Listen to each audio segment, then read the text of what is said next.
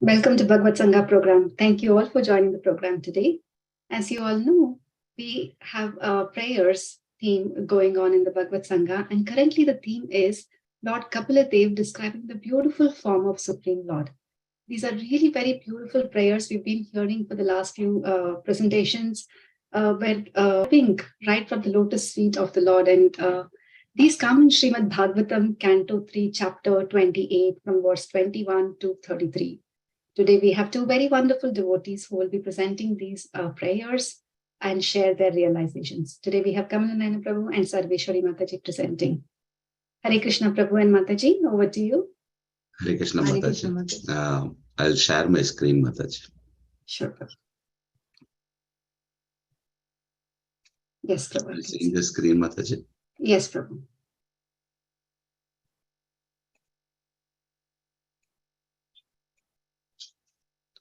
Om Namo Bhagavate Vasudevaya. Om Namo Bhagavate Vasudevaya. Om Namo Bhagavate Vasudevaya. Hare Krishna, everyone. Thank you all for joining us this evening. So we would like to thank Satyasara Prabhu, Jai Subhatra Mataji and Veena Mataji for giving us this opportunity. So today we are going to discuss from Srimad Bhagavatam, Canto 3, Chapter 28, some of the verses of Kapila's instructions on the execution of devotional service. So I'm going to recite sloka from 3.28, 21st verse. Sanchintayet bhagavata sharanaravintam vajrankusatpajasaroruhalancanatyam uttunga rakta vilasannaga chakravala joshna virahata mahatrudayantakaram. Translation. The devotee should first concentrate his mind on the Lord's lotus feet, which are adorned with the marks of a thunderbolt, a gourd, a banner, and a lotus. The splendor of the beautiful ruby nails resembles the orb of the moon and dispels the thick gloom of one's heart. So we will offer our prayer to our Guru. Om Agyana Timranandasya Dhyananjana Satsuran Militam Mena Tasmai Shri Gurave Namaha. So Hare Krishna devotees. So before we discuss about this verse, I just want to say some common points on this fix our mind on Krishna. So Srila Rupa Goswami writes, Yena Tena Prakarena Mana Krishna Niveshayet. Some way or other, fix your mind upon Krishna. So then your life is successful. Some way or other is Yena Tena. So if your mind is always fixed on Krishna, then your senses will also be engaged in Krishna's service. Because mind is the center of all activities of the senses. So Ambrish Maharaj is the best example because he engaged all his senses and mind for the service of the Lord. So now we will discuss about the verse 21. The purport of this verse is one has to fix his mind first on the lotus feet of the Lord if he wants to be freed from the darkness of ignorance in material existence. So this verse says, fix our mind on Lord's lotus feet on a whole. But if we know each mark on the lotus feet and their functions, we can able to connect easily with the Lord. So we will see more detail about Supreme Lord's lotus feet and also how focusing one's mind on lotus feet free one from the material desire. So in this picture, it gives detail about Supreme Lord's lotus feet. So we will discuss in detail of these marks and how this will free us from this darkness.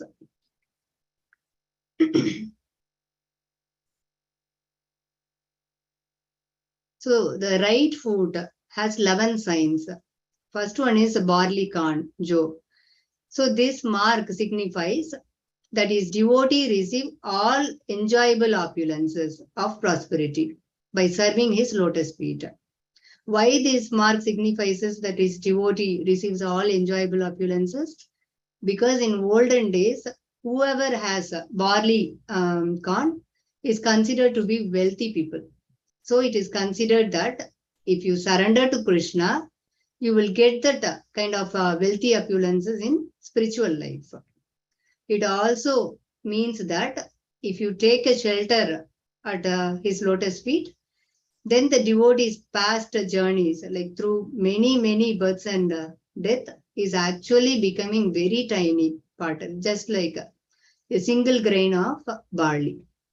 So it also further demonstrates that how important barley corn is for our material life in order to fulfill the hunger. So it was so significant in those days, like it nourishes the body. Similarly, if you surrender to the lotus feet of the Lord, then your soul will get all nourishes. Barley corn nourishes your body, and if you surrender to Krishna, your soul will get nourishes. The second point is disc, chakra. So it means a sharp weapon. So why we use sharp objects? We use a sharp object to cut down unwanted things, like weeds on the grass, or if our nails grow really long, what we do? We just cut down the nails. So this disc here, which Krishna has, if you surrender to the lotus feet, he will cut down all the bad habits or bad qualities with his disc. So that is, he cut down the 6 enemies of his devotees. What are the 6 enemies of the devotees? Lust, anger, greed, illusion, envy, and bewilderment. So all this will be cut down if you truly surrender unto the lotus feet of the Lord. Then the third one is upward curving line, that is Urdhva Rekha. So what this mark signifies is this curving line goes upward. So if you hold Krishna's lotus feet, you will automatically be transported to the higher realms, that is Goloka. You will, what we need to do for that is just hold that path, then we can reach Goloka. So we will not fall down. It also indicates that you are relieving from the external designation. Here external designation means we identify ourselves with our bodily identification. That is, I'm American, I'm Indian, or Hindu, Muslim, Christian, etc. So those kind of Maya or material designation will be suppressed. When it will suppressed? If you hold on to the lotus feet. So then you will identify yourself with spirit soul, not with the body. It also reveals that even people, those who are in the lowest mode, like fallen soul, can also catch hold of it and come to the Goloka. That is, it's not only for certain group of people, it is for everyone. Like his feet can reach down to the lowest fallen soul and deliver those who have taken shelter of him. So the next one is lotus, Batma or Kamala. So this mark indicates that lotus flower is always surrounded by honeybees. Why lotus flower is always surrounded by honeybees? Because to collect nectar from it. Similarly, when a devotee surrender to Supreme Lord, lotus feet, he will become like a honeybee and get the Krishna's nectar. So when the devotee roams around Krishna, he will not entangled by material miseries. And he will be cleared from ignorance because he is roaming around Krishna's lotus feet. Because Krishna's lotus feet, it's a nectar, it's so sweet. So he loses taste in other material things. So a lotus feet rises above the water. Lotus flower. The lotus flower rises above the water, untouched by impurities. Similarly, through meditation, a person can live in this world untouched by anxieties. So if you hold lotus feet, we will reach the highest benefits. We will reach the highest benefits. Another important thing this mark signifies is that Krishna's lotus feet is very soft. That can only be compared to lotus petals. So we say that Krishna has unique talent. His feet is like a lotus petal, very soft, like newborn baby. But it is also very bewildering to us. When he holds the Govardhan hills with his little finger, no one can do that. So that also we should admire Krishna's glory. So if you touch lotus feet, it is so soft as lotus petal. So can we imagine that same softness can hold the Govardhan hill with little fingers? No. So that's why Krishna is always very special and is very great. So this mark also indicates that just as bees live inside lotus flowers, similarly the mind of the gopis always reside in the nectar of his lotus feet.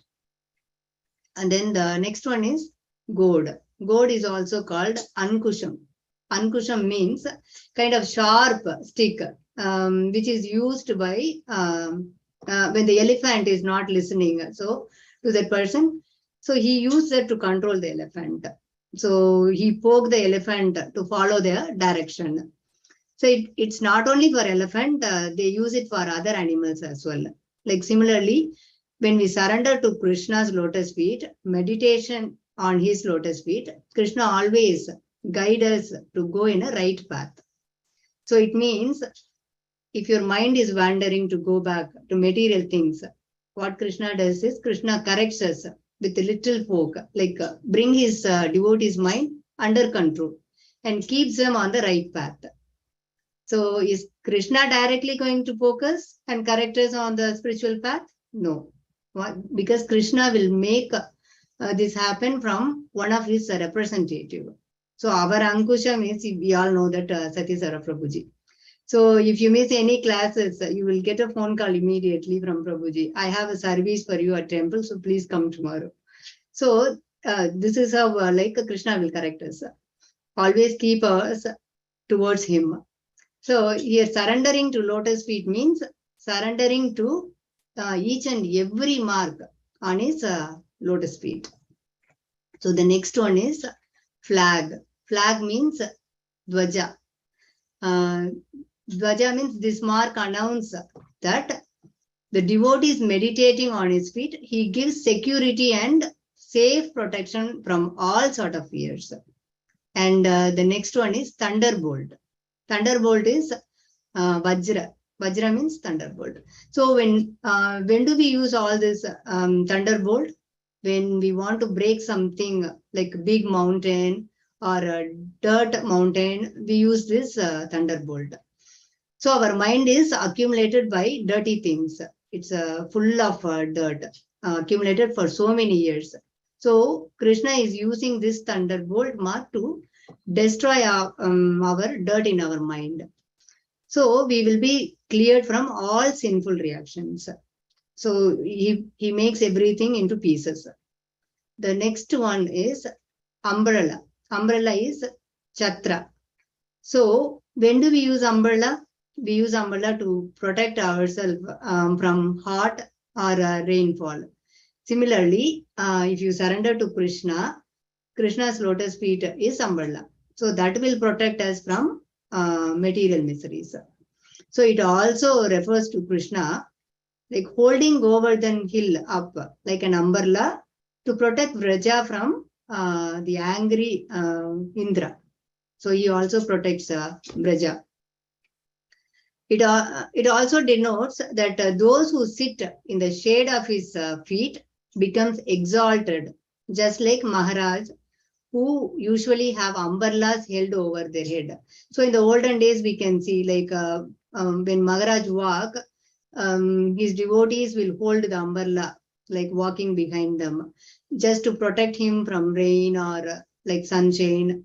So similarly, like Krishna's lotus feet, those who are under the lotus feet of Krishna, devotees become exalted. They also stay under the shade of Krishna's feet.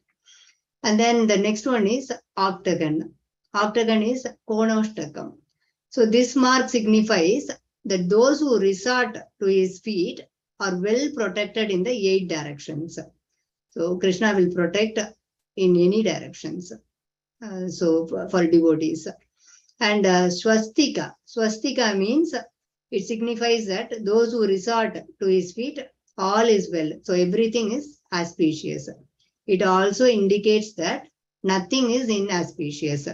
Nothing inauspicious could possibly remain. So one who holds his feet to his heart, everything is auspicious. And then rose apple, jambu phala. Jambu phala is jambu fruit. Jambu fruit is a great nectarian fruit. So when we surrender unto Krishna's feet, we also get the same kind of taste. So now KamalaNaayana will continue from here, the left foot, 8 signs. Thank you. Hare Krishna devotees. The left foot has 8 signs. The first one is conch. This emblem indicates that those who takes the shelter of his lotus feet are always rescued from all sorts of distress. That's a sign of this, conch shell. And also, if you notice that, during the Arati ceremony, the conch shell is used to hold water that is offered directly after the Gilam. When we do the Arati, Sunday feast, first we do that, either the lamp or, with the doop sticks, we do that. Then immediately, we put small water inside the conch shell. Then we do that. That the significance of this is, so that the Gilam, similarly, his feet hold the transcendental water that soothes his devotees from the blazing fire of material miseries. That's the importance of that, the service. So when we, every day when we do something, when we focus on lotus feet, hereafter, we can remember that, okay, why we are doing this. For each and everything, there is a meaning for it. So that remembers Krishna. If I am doing that, with the conch shell, with the water, that symbolizes something to connect with Krishna. That's what all these symbols are doing that. In addition to this, this symbol is, you all know that, it's a victory sign. Also, this mark shows that, those who resort to his feet become completely fearless. That's the importance of this, conch shell. Then the sky, that's another beautiful, mark Krishna has on his left foot, the sky. If you look at, there are 2 circles in it, the inner circle and the outer circle. That indicates, this mark indicates, one within the other indicates, that his feet are always pervading throughout the entire universe, both within and without all manifestations. So it also shows that, even though the foot are everywhere, we all know that, Krishna's presence are everywhere. They are untouched by this material thing. That's, just like a sky. So that's the, importance of this symbol. Then the bow, Dhanusha. Dhanusha means, this mark reveals, those who takes the shelter of his lotus feet will endlessly freed from all worries and difficulties. That's the symbol of this Dhanusha is. Furthermore, when the minds of the devotees meet the target of his feet, then prema condenses as a result and overflows as the tears showering from their eyes. That's a beautiful thing, so this Dhanusha is, when you focus on this lotus feet, then, the prema condenses. Condenses means what? It's precipitates as a result and overflows. It's normally when you do the chanting also, if you focus on that, so seriously and prema, with the prema, you will automatically have tears in your eyes. That's what this symbol, indicates, that this mark indicates. And the calf hoof print. So that's that you all know that, this is the calf hoof print, whenever this mark signifies that, those who have taken the full shelter of uninterrupted meditation on his feet, then the great ocean of material worldly existence becomes very small and insignificant, like a water held in the calf's hoof print, so that, we can easily cross. This is what this exactly meaning, you all notice that then when the rain comes, if the cow or anything, walks, that hoof print, has little amount of water, we can easily cross that. So Krishna says that, if you surrender to me, your material existence, worries and miseries, like a water in the hoof print, so you can easily cross over it. So the only way you want to cross over this material ocean is, that, we need to surrender to the lotus feet.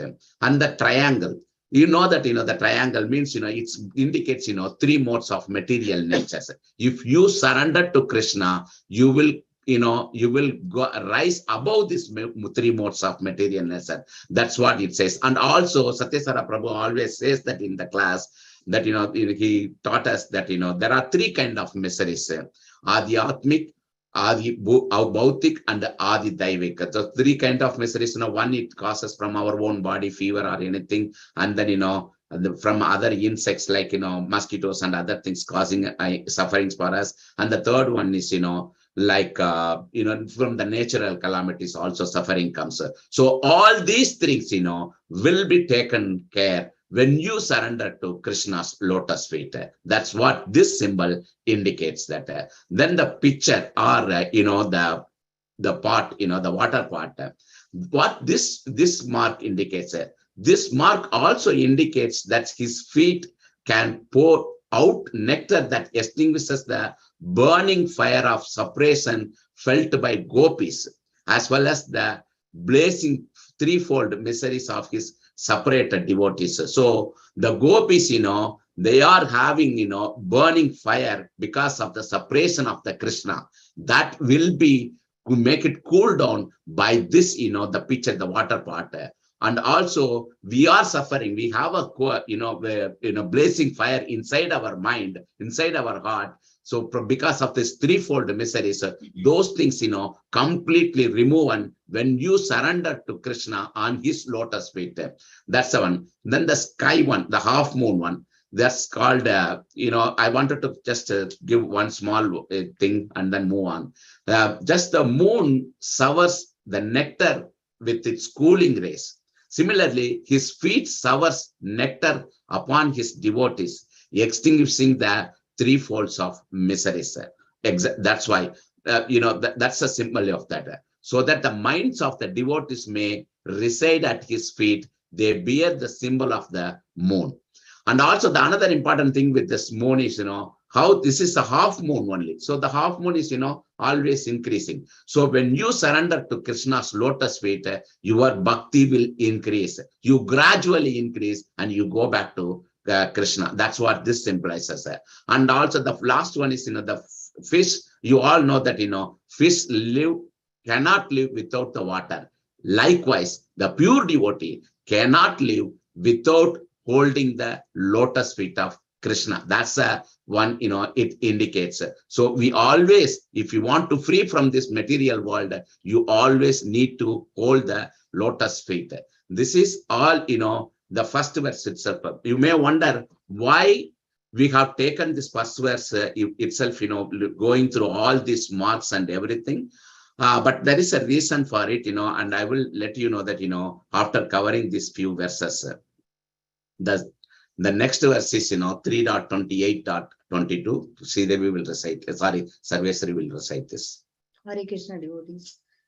Yakchau sanisruta sarit pravarodakena tirtena modhanya dikrutena shiva shivo bhut dhyadurmanascha malasaila nisrushta vajram dhyaye chiram bhagavatas saranaravintam. The translation of this verse is, the blessed Lord Shiva becomes all the more blessed by bearing on his head the holy waters of the Ganges, which has its source in the water that was the Lord's lotus feet. The Lord's feet is act like thunderbolts hurled to shatter the mountain of sin stored in the mind of the meditating devotees. One should therefore meditate on the lotus feet of the Lord for a long time. Sridevi already covered this, but I wanted to cover the importance of this. See, look at this Ganges water. From where is it is coming from? That it is coming from Krishna's lotus feet. So, see, the Shiva, Lord Shiva is taking that, the lotus feet on his. So that means what? The source is coming from Lord Krishna. That means, Lord Krishna is the Supreme Lord. That's how I understand from this verse. So, we should not have any confusion about, the Shiva is the first devotee, great devotee, he is directly taking the Ganges water from Krishna's lotus feet. And since we don't have much time, I wanted to give my realization about all these verses. First of all, I want to say, when you read these 13 verses one by one, it is so great. And also, every verse gives a lot of immense happiness. When I read these verses, 13 verses, more than 5 times, all that, within this 2 weeks time. When I read that, and then, when I do the chanting the next day, when I recall those, whatever I read, each and even every footmark of the lotus feet, like right foot, left foot, when I am remembering those actual functions, and how it is relieving me from the material darkness, it is really connecting me with the Krishna with a great chanting. It improves my chanting. So I would like to say, Satyasara Prabhu, really thank you for it, for giving this, picking up these 13 verses, asking us to read it. Absolutely, Sarveshwari, when Sarveshwari mentioned that, Satyasara Prabhuji is our Angusham. So he is correcting us to take up the right thing and, chanting, when you please read all 13 verses and get the purport and get the meaning of it, and when you do the chanting next day, if you recall every point, I am sure, 100% sure, your chanting will have a great impact and you will get the blissful happiness. And also, I wanted to say one thing and close this. I have really one quick question on this, 13 verses describing that, Krishna's lotus feet to, Krishna's lotus face. Every part, the knees, thighs, navel, and every part, has, really nice things about that Krishna's body parts and other things. So I'm really not sure how come, the Mayavati says that, Krishna is impersonal. When I wrote this recently, I wrote the exam about chapter 5 of Bhagavad Gita. When I wrote that exam, in one question, I said this, Mayavati sannyasis, Mayavatis, they, more focus on the Sankhya philosophy and the Vedanta Sutra. And then, by reading that, that tedious study of that, they will get tiredness, and then they reach Srimad Bhagavatam. Of course, they will not understand this. If they would have directly come to this Bhagavatam and read this 13 verses continuously and all the purpose and everything, definitely, they would have realized that, Krishna has the form. Krishna is, the Bhagavan realization is the best realization. That's what my understanding about these 13 verses. Thank you so much, Satyasara Prabhu, for picking up this 13 verses. And thank you, Veena Mataji, for giving us this opportunity. Thank you, Sabhajyasuputra Mataji. We are so sorry. We are so, sorry that, if we misspoke anything and also we hurt any of your feelings. Hare Krishna. Hare Krishna, Mataji. Hare Krishna, Prabhu. Hare Krishna, Prabhu and Mataji. That was such a beautiful presentation. So nicely, Mataji, you recited the verses. And it was very nice that you all covered every symbol of the feet on the Lord's lotus feet, the 11 on the right feet and 8. And you gave the significance of those and what they mean and what it means for us, for devotees, and how important it is for us to concentrate on them and focus our mind on the lotus feet. It was extremely beautiful and learned so much today. Thank you very much for that. And thank you, Prabhu, for inspiring us to read these verses and, sharing your realization of how it's helping you in your chanting. So you definitely are, motivating all of us to read these prayers. Thank you so much for the wonderful presentation, Prabhu and Mataji. With that, devotees, thank you all for joining the BhagavatSanga program today. We will see you all next week. Hare Krishna. Yeah. Thank you very much, Mataji. Hare Krishna Prabhu and Mataji, a beautiful presentation. We explained the meaning of all these auspicious marks and the lotus feet of the Lord beautifully. And it's more than selecting the verses. It is a proper translation. Of course, the verses are beautiful. Proper translation, the purport. That makes us to understand really the real import of these verses. So all glories to Srila Prabhupada. but you both presented very well. Thank you.